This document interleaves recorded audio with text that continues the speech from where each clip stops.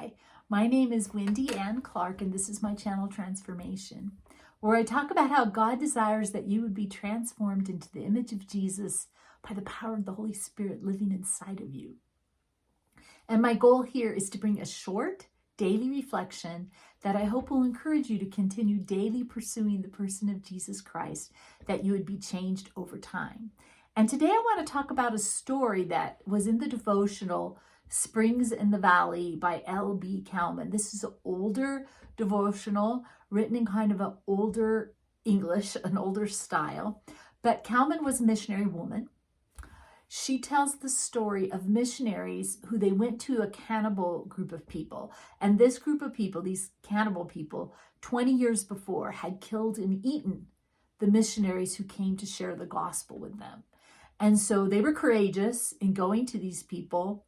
But each night, the husband and the wife, they feared for their lives because they could feel the spiritual darkness that surrounded them. They were really afraid that they would be killed and eaten too.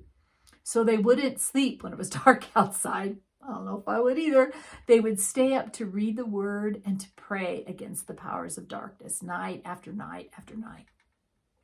And one day, a man from the village came to see them, and he asked them, "Where are these watchmen that you have protecting you?" And the couple says, "We don't have any watchmen." And he says, "You have watchmen. Show me your house."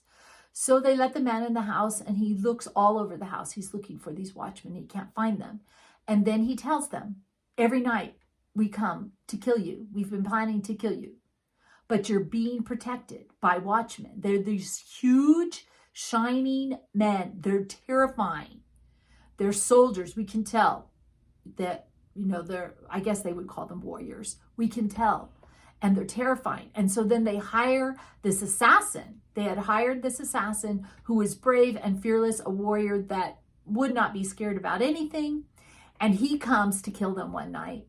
And he can't because he's scared. He's terrified by these incredible, fearsome watchmen that they surround the whole house. There's no way in, and he runs away. And so they give up because they don't know what to do.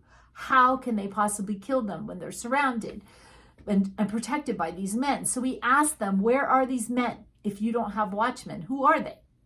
And so they pull out the scriptures and they read to him several scriptures. Here's what they read to him. Psalm 34:7, which says, "The angel of the Lord encamps around those who fear him and delivers them." Deuteronomy 33:12, "The beloved of the Lord dwells in safety. The high God surrounds him all day long and dwells between his shoulders."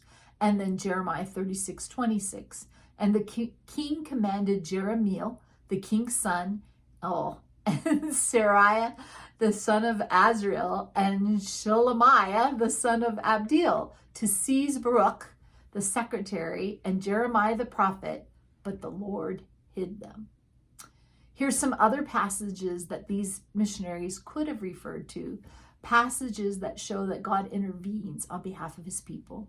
In Daniel 6:22, "My God sent his angel, and he shut the mouths of the lions. They have not hurt me, because I was found innocent in his sight."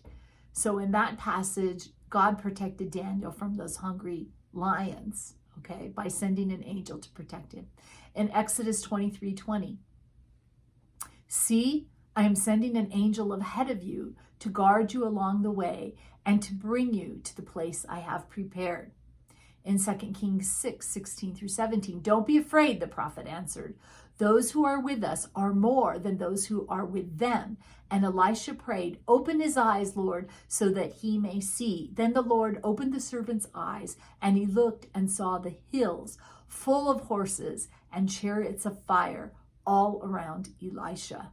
So Elisha was being guarded the same way these missionaries were being guarded.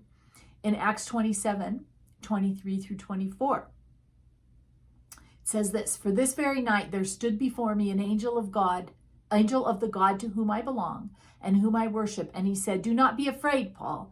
You must stand before Caesar. And behold, God has granted you all those who will sail with you.'" This was when Paul and the people he were traveling with, it looked like they would be killed in their ship. And Paul is told, don't worry about it. I've got plans for you. I'm protecting you. You're being protected, and all these people with you are going to be protected. So go back and read all these scriptures about the supernatural way that God intervenes for people and protects them. Are you convinced that God can supernaturally intervene on your own behalf and that he can protect you from a very real enemy? Can he protect you from spiritual darkness? Can he protect you from a spiritual enemy that seeks to take you out and will use human enemies to do it? We wrestle not against flesh and blood, but against principalities, right?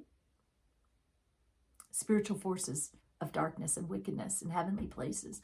Are you convinced enough that you would pray through the night to keep the darkness away? Are you convinced enough?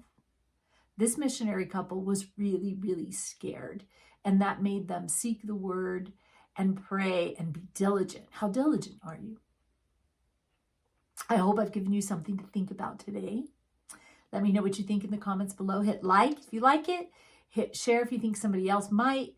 Hit subscribe if you just want to help me out on YouTube. And hit the notification bell if you'd like to be notified when I post new content. And thank you so much for watching. See you next time.